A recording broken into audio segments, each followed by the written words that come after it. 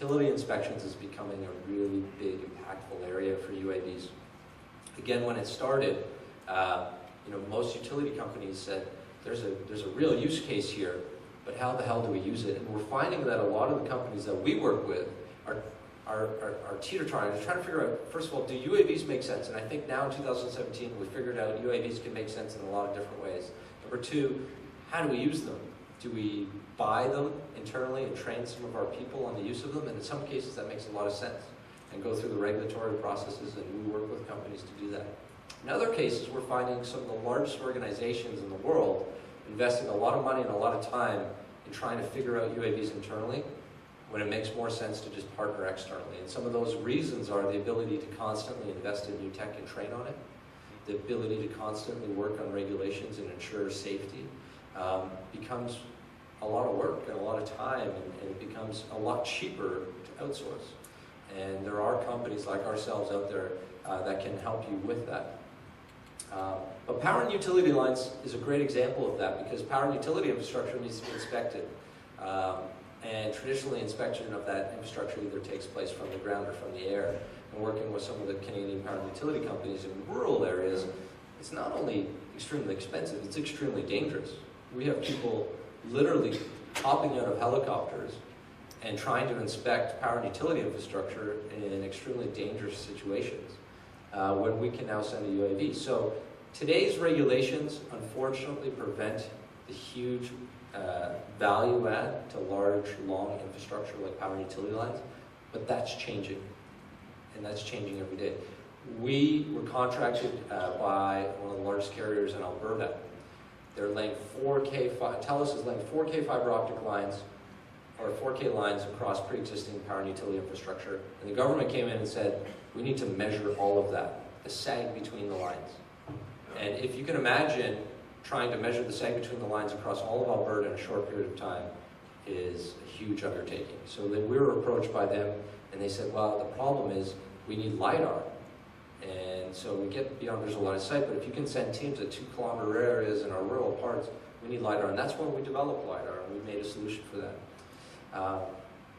We have another company that came to us and said, we have large infrastructure where we have a seasonal issue with it every year, where we get huge amounts of ice and icicles that are not only dangerous to our workers, the public, but also the infrastructure itself.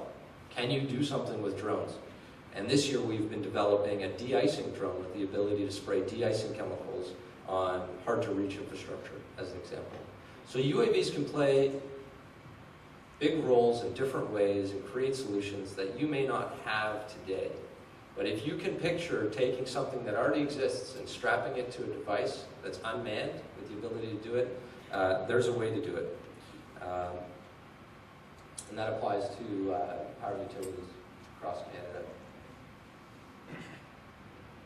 Corridor mapping is a huge part of that. Looking at the environment around it, being able to not only map it out, use LiDAR on the lines itself, but also look at encroachment of the environment and have predictability assets and analytics from the data that's collected, be able to say that you're going to have a huge environmental issue on these lines in about 14 months from now, based on the data that was collected and the analytics provided, and those types of value adds are massive.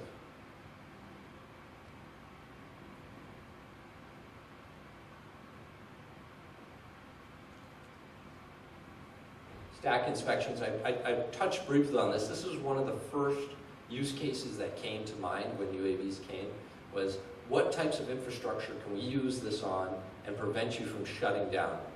And we've been doing that with different companies across Canada, now globally. We've worked in some of the biggest steel plants in the country, being able to inspect that infrastructure internally without shutdowns.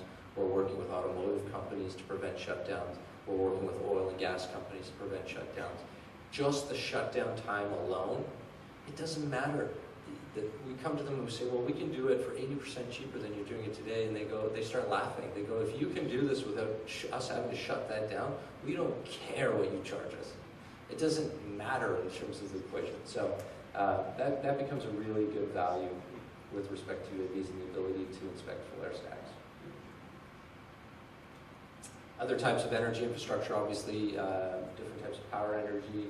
Wind turbines has been a big business for us. And we're seeing this huge impact. We had one company call us up and say, well, we have 70 turbines.